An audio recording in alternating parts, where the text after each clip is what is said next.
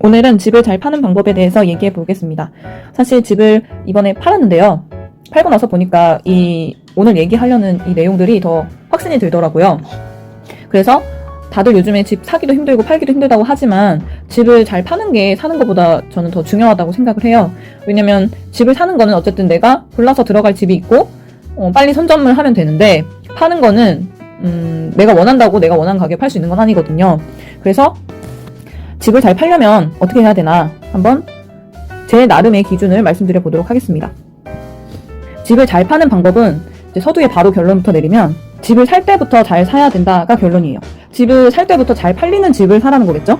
그러면 이거를 잘 팔릴지 안 팔릴지 왜 살 때부터 고민을 해야 되냐, 그걸 어떻게 미리 알 수 있냐 라고 물어보실 수도 있는데, 결론은 집이라는 거는 내가 사고 싶은 집이 아니라 남들도 사고 싶은 집을 사야 합니다.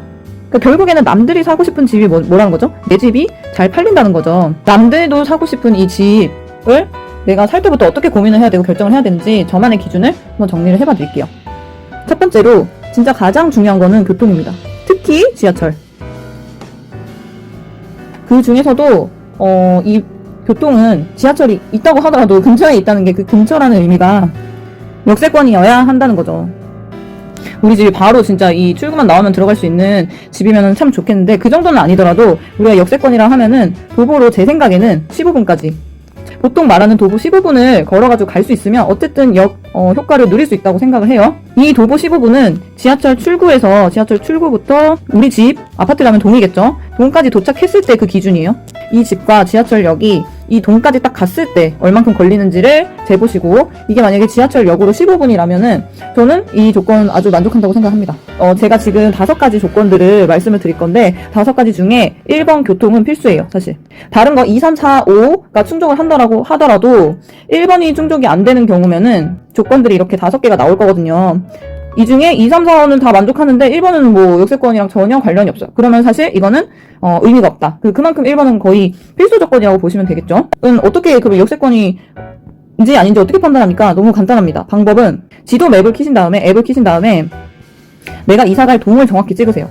동 자체를 찍으세요. 단지의 입구 이런 거 찍지 마시고 101동이면 101동을 딱 도착을 찍고, 출발을 이제 지하철역 입구 출구겠죠? 출구 여기를 정확하게 출발로 찍은 다음에 여기서부터 여기까지의 이제 거리를 재면 되는데, 여기서 유의해야 될 게 직선거리만 재면 안 되고, 가는 길이 중간에 뭐 꺾여서 이렇게 도착할 수도 있겠죠? 그러면 요걸 내가 직접 걷는 길을 정확하게 이렇게 찍어가지고 재보면 되는데, 이거 실제로 하나 간단하게 해볼게요.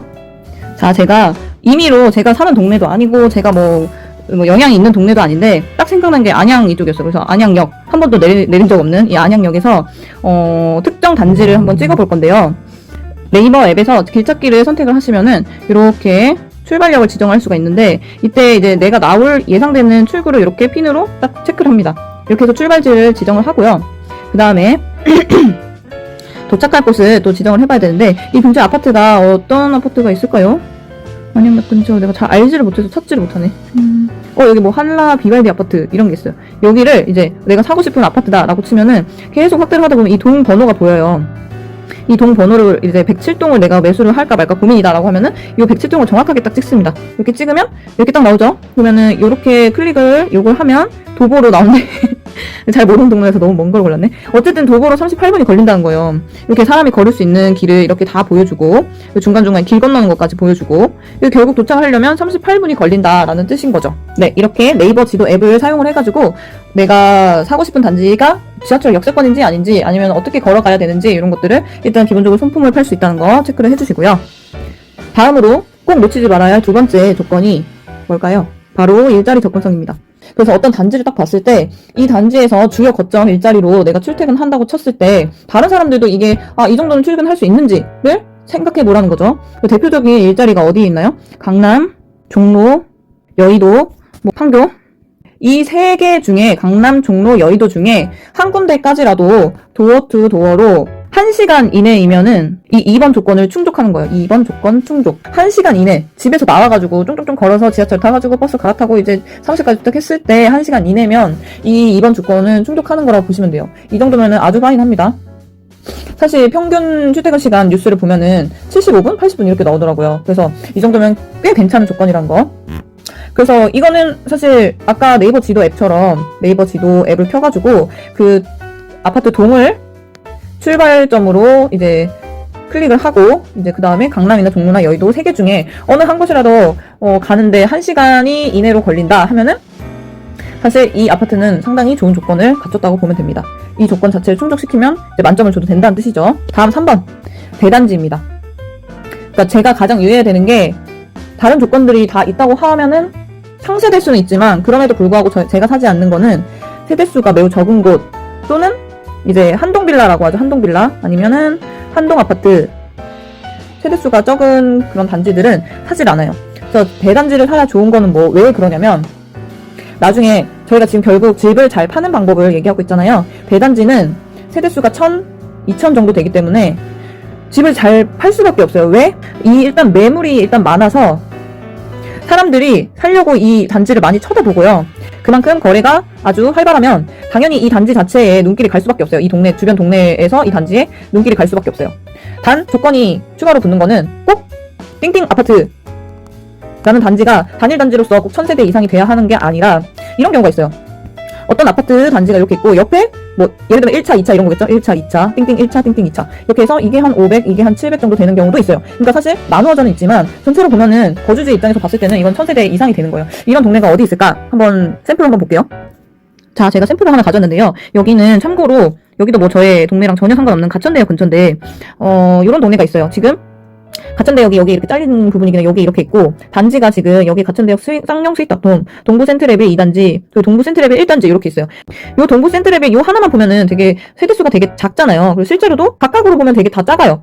근데 얘네는 어쨌든 지금 같은 출구에 나와가지고 그리고 같은 길을 쭉 따라가다 보면은 초등학교를 끼고 이렇게 같은 단지를 형성하는 모습을 이루기 때문에 이 3개 단지가 한 개 단지, 거주 단지를 하나를 형성한다고 보시면 돼요. 여기랑, 여기랑, 여기. 그래서 각각으로 보면 세대수는 적어 보이는데, 이 아파트를 매수하더라도 사실 이 아파트 거주 수요는 여기와 여기와 같이 가기 때문에, 이거는 아까 제가 지금 설명하던 3번 조건에 이 단지는 부합한다고 보시면 돼요. 주변 단지가 있기 때문에. 자, 다음으로 4번째, 바로 초등학교입니다. 아니, 근데 초등학교인 게 문제가 아니라, 학군 자체가 좋아야 되는 거 아니냐?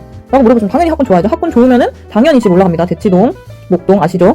그래서 좋은 학군이 아닐지언정, 아니더라도 어쨌든 초등학교는 있어야 되는데 어디에 있어야 되냐? 단지 내에 있거나 아니면은 단지 바로 인근. 이 바로 인근에 그러면 조건은 뭐냐? 내가 초등학교가 이렇게 있어요. 초등학교 이렇게 있으면 작은 길 하나만 건너면 우리 아파트 단지가 이렇게 있으면 그건 오케이예요. 2차선 도로는 오케이. 근데 4차선부터는 저는 인정을 안 하는 거죠. 개인적으로는. 남들이 뭐라고 하는 건 이게 개인적인 거예요. 4차선부터는 저는 인근이라고 생각을 안 해요. 일단 초등학교는 누가 다녀요? 애기들이 다니잖아요. 애기들이라고 하면 화낼 수도 있겠네. 근데 어쨌든 4차선, 뭐 6차선 이런 도로는 그냥 그 우리 영향을 주는 초등학교가 아니라고 보면 돼요. 걔네가 너무 다니기 위험하기 때문에 웬만하면 부모님들은 단지 내에 있는 곳을 보낼 거예요. 당연하죠? 안전한 거? 꼭 초품화가 아니지만 초품화 포함 그리고 플러스 단지 인근 초등학교까지는 이 조건을 충족한다고 보면 되겠습니다.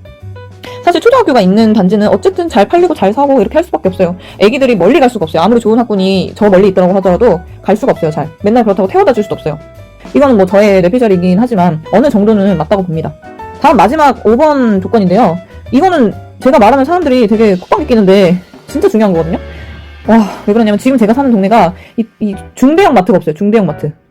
중대형 마트가 없어서 뭔가 내가 필요할 때 되게 필요한 것들이 잘 없어요. 예를 들면은 깐양파 이런 것도 없고 뭐 대파 이런 것도 이제 생야채들이 잘 없고 그리고 편의점만 많긴 한데 편의점은 사실 반조리 식품을 파는 곳이잖아요. 그래서 이제 가정적으로 봤을 때 음식을 하실 때 필요한 것들 사기에는 좀 양념이나 이런 걸 사기에는 편의점은 한계가 있어서 저는 이 중대형 마트 진짜 중요하다고 생각을 하거든요. 아니면은 이렇게 시장이 있거나 사실 유명한 곳이 있죠. 음마상가. 마트는 여러 가지들이 많잖아요. 이마트가 있거나 뭐 세이브존, 잠실에 있는 뭐 새마을시장. 동네마다 시장은 하나씩 있죠. 그런 시장이 있으면 진짜 편해요. 평소에는 뭐 서비스가 안 좋고 어찌고 저찌고 불만은 있긴 하는데 시장 집 근처에 있으면 진짜 편합니다. 특히 우리가 맨날 쿠팡, 로켓 배송, 로켓 프레시 할 수가 없어요. 그건 진짜 어느 정도 한계가 있어요. 지금 당장 사야 될 것도 있거든요. 단지 내 상가에 사실 지하에 보면은 그런 마트들 있잖아요. 뭐 세계로 마트 언급해도 되겠지? 세계로 마트 그리고 뭐 한솔 마트 이런 것도 있잖아요. 이런 체인점 마트들 진짜 중요합니다. 이런 데에서 이제 과일이랑 야채 이런 거 사 먹어야 되는데 이런 거 없으면 사람이 되게 무미건조해져요. 저처럼 지금 내가 사는 동네처럼. 자, 그러면 이 조건 중에 필수로 저는 1번에서 5번은 필수라고 생각을 해요. 1번이 없으면 무의미. 그 단지는 저는 안 살 거예요. 뭐 다른 사람 상관없으니까 내가 안 산다고. 1번이 교통이 진짜 충족이 안 되면 뭐 의미 없다고 보고 저는 안 살 거예요. 그리고 이 1번에서 5번 외에도 중요한 것들이 상당히 많아요. 되게 많아요. 또 있으면 좋은 것들. 사실 여기서부터는 좀 정성적인 느낌이 들어갑니다. 그러니까 정성적인 거 뭐 1번에서 5번 정량적인 가점이에요. 각각 10점 만점씩 했을 때 50점 만점이면 완벽한 거고 10점이면 나는 안 산다는 건데, 그럼에도 불구하고 1번에서 5번을 50점 만점이라고 뒀을 때 40점이면은 산다. 50점 만점에 40점이면 구매한다. 매수. 왜? 나중에 잘 매도된다.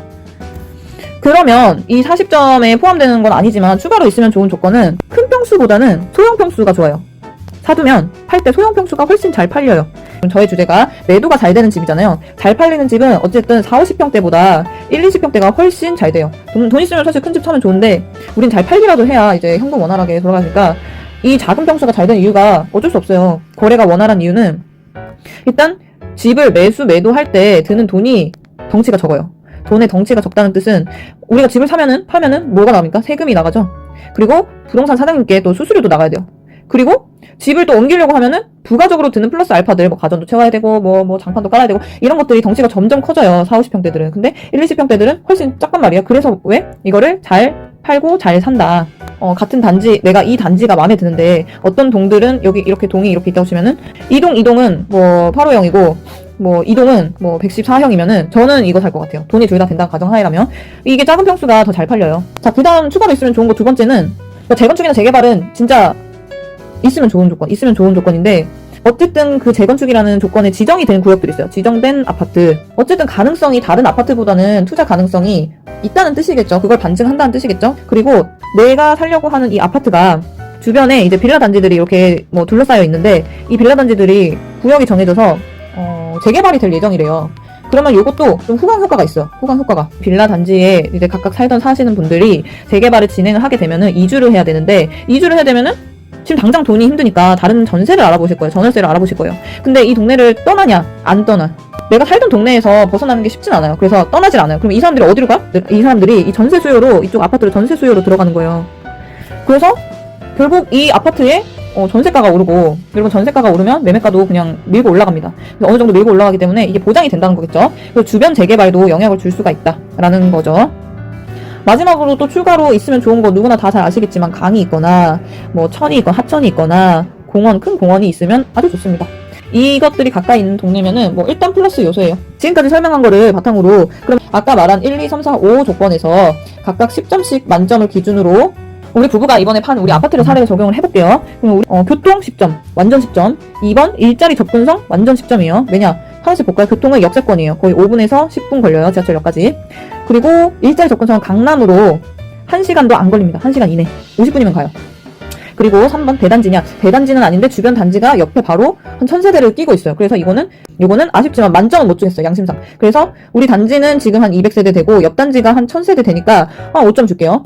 그리고 4번 초등학교. 바로 뒤에 초등학교 있습니다. 그리고 상가마트. 아까 아쉽다고 했잖아요. 소형마트만 있어요. 소형마트만 있고 중대형이 없어요. 중대형 가려면 택시 타고 한 10분 가야 되는데 이게 아쉬우니까 각각 이렇게 점수를 주면 총점이 얼마인가요? 잘 샀었네요. 40점. 그래서 이 점수를 보면 이것만 봐도 아시겠죠? 40점에 잘 팔았어요. 우리가 원하는 가격에 잘 팔고 원하는 시점 이 가격이 아직도 신고가예요. 뭐 우리 말고도 뒤에 차후에 계약을 많이 했는데 우리가 신고가인 거 보면 잘 판 거겠죠. 그리고 소형평수입니다. 소형평수 맞고 그리고 재건축 단지로 지정이 됐어요. 진행은 언제 될지 몰라. 한 20년 지나도 되려나? 근데 일단 지정은 됐어요. 그리고 심지어 플러스로 이 앞단지 앞 도로 쪽에 있는 동네가 재개발 지정이 됐어요. 이것도 언제 될지 몰라요. 그리고 마지막으로 공원, 강, 천은 없지만 주변에 숲이 있어요. 말씀드린 공원과 같은 도립공원이 있는데 그게 있어서 뭐 나름 이것도 뭐 산책로도 되고 그렇기 때문에 추가로 있으면 좋은 것들도 대략 다 갖췄다라고 보시면 됩니다. 나름 잘 팔았던 이유를 알겠죠? 그래서 잘 팔릴 집을 살 때 잘 사야 한다. 이게 진짜 포인트예요. 잘 팔 때의 매수 수요를 판단을 하고 내가 매수를 하라는 거죠. 그래서 매수 수요가 있는지를 제가 말씀드린 1번에서 5번 조건을 보고 플러스 추가로 있으면 좋은 것들 이런 것들 점수를 줘보고 50점 이상이 되면은 정말 좋은 거 50점 이상이 되면 정말 좋은 거고 베스트 40점? 오케이 30점 이하일 때는 플러스 알파 요인이 있으면은 오케이 부분적 오케이라는 거죠. 그래서 요거를 이제 정리를 좀 해두시고 써먹으셨으면 좋겠어요. 실제로 느낌? 절대 이 느낌으로 보면 안 되고 이거 잘 팔릴 것 같아 나중에. 아니면은 이 아파트 집값 오를 것 같아. 이 느낌으로 생각하시면 안 되고 이제 철저하게 데이터나 그리고 비교도 데이터죠. 그리고 객관성 있게 객관화해가지고 분석하는 게 필요합니다. 그래서 그런 의미에서 저의 오늘 이 조건 나열과 판단 기준과 과정은 좀 도움이 되실 것 같아요. 결국 우리가 집을 사려고 하는 거는 나중에 잘 팔려고 하는 거잖아요. 좋은 가격에. 그럼 좋은 가격에 잘 팔려면 남들도 사고 싶은 집을 내가 잘 지금 매수하라는 거죠. 결론은 한마디로 딱 써보면 잘 팔릴 집을 애초에 잘 매수해야 내가 원할 때 잘 매도된다. 이렇게 볼 수 있겠습니다. 그래서 내가 원하는 가격에 내가 원하는 시점에 다 팔 수 있도록 여러분들도 나름의 제가 제안한 이 기준에 덧붙여서 업데이트해서 잘 팔릴 집을 어떻게 지금부터 잘 매수해야 되는지 고민을 많이 해보시길 바랍니다. 다음 영상도 너무 자주는 올리지 못하겠지만 꼭 조금씩 올릴 테니까 한번 재밌게 봐주시고요. 오늘 저는 산후조리원 드라마를 봐야 되니까 이제 빨리 가야겠어요. 재밌는 드라마 보시면서 즐겁게 남편과 그리고 아내와 즐거운 저녁 보내시길 바랍니다. 안녕!